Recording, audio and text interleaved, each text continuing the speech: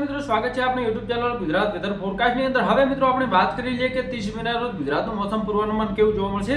તો મિત્રો ખાસ કરીને વાત કરીએ ગુજરાતનો સમગ્ર ગુજરાતની અંદર હાલ તોફાની પવનો ચાલી રહ્યા છે, એટલે કે આંધી તોફાન જેવા પવનો ચાલી રહ્યા છે, જેના કારણે આકાશમાં જ્યાં જોઈએ ત્યાં ધૂળની ધૂળ ઉડી રહી છે, કારણ કે આંધી જેવા પવનો છે, સાથે સાથે આંધી પણ આવી રહી છે અમુક વિસ્તારોમાં, જેના કારણે આકાશ આખું ધૂંધળું બની ગયું છે અને ધૂંધળા આકાશ વચ્ચે વરસાદમાં હવામાનમાં જે પલટો આવ્યો છે તેના કારણે વરસાદની પણ શક્યતાઓ બહુ વધી ગઈ છે। કારણ કે હવે વાત કરીએ 30 મેની તો ઉત્તર ગુજરાતના વિસ્તારો જેમ કે બનાસકાંઠા છે, પછી ડીસા છે, ધાનેરા છે, પાલનપુર છે, વાવથરા સુધીના તમામ વિસ્તારોમાં 30 મેની રાત્રિથી એટલે કે 12 વાગ્યા પછીના સમયથી જ વરસાદી એક્ટિવિટી શરૂ થઈ જાય છે। કમઘોર વાદળો પણ છવાઈ શકે છે, કારણ કે જે પવનો છે ઉત્તર ગુજરાત તરફ આવી રહ્યા હતા, જે બંગાળની ખાડીના સાથે સાથે અરબ સાગરના પવનો કવર થયા હતા, અને ગુજરાત જે રાજસ્થાનનો વિસ્તાર છે અને ઉત્તર ગુજરાતનો વિસ્તાર છે, જ્યાં લો પ્રેશર એટલે કે સાયક્લોનિક સર્ક્યુલેશન જોવા મળ્યું હતું, અને તેના કારણે આ વરસાદી સિસ્ટમ સક્રિય થઈ છે।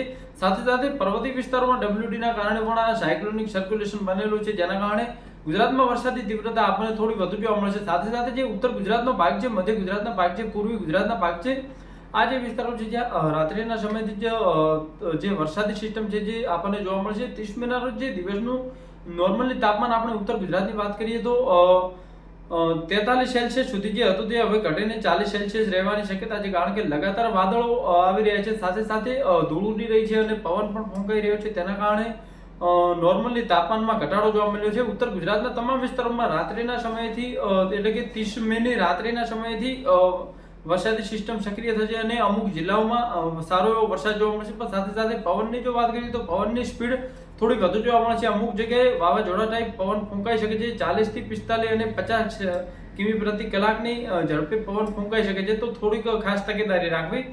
પૂર્વી ગુજરાતમાં તમામ વિસ્તારોમાં રાત્રિના સમયથી 30 મિનિટ રાત્રિના સમયથી વરસાદી હવામાન સક્રિય થઈ જશે, કારણ કે જે આ વરસાદી એક્ટિવિટી છે જે ઉત્તર ગુજરાત, પૂર્વી ગુજરાત અને સૌરાષ્ટ્ર સુધીના અમુક વિસ્તારો છે અને મધ્ય ગુજરાત, આ એકઠા જે બધા જે વિસ્તારો છે જ્યાં રાત્રિના સમયે વરસાદ પડવાની શક્યતા છે, તો ખાસ થોડીક તકેદારી રાખવી। વરસાદમાં જે પવન પણ ફૂંકાઈ શકે છે અને વીજળીના કડાકા ભડાકા પણ થઈ શકે છે, તો થોડીક સાવધાની રાખવી આપણી એક જિમ્મેદારી છે।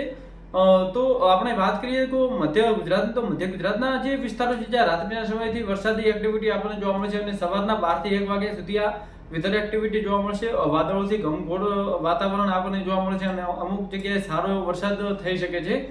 વાત કરીએ તાપમાનની તો મધ્ય ગુજરાતમાં તાપમાનની વાત કરીએ તો 40 થી 41 સેલ્સિયસ તાપમાન રહેવાની શક્યતા છે, વધારે વરસાદ જેવું તાપમાન જોવા મળશે નહીં।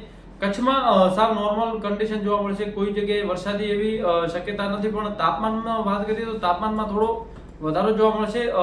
જે ઉત્તર ગુજરાતના ભાગો છે તેના કરતાં જે કચ્છનું રીજન છે ત્યાં વરસાદમાં થોડીક રાહત જોવા મળશે, પણ તાપમાનમાં સાથે સાથે વધારો પણ થોડોક જોવા મળી શકે છે, 42 સેલ્સિયસ સુધી તાપમાન જોવા મળી શકે છે।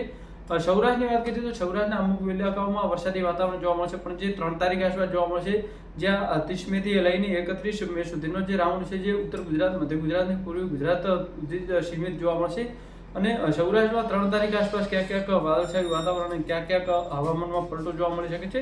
તો મિત્રો સુરતની વાત કરીએ તો સુરત, વલસાડ, વાપી અને જે વડોદરા સુધીનો વિસ્તાર છે જ્યાં પણ હળવા અને મધ્યમ વરસાદી ઝાપટા સ્વરૂપે વરસાદ જોવા મળી શકે છે, વધારે કોઈ વરસાદની તીવ્રતા હાલ જોવા મળી રહી નથી।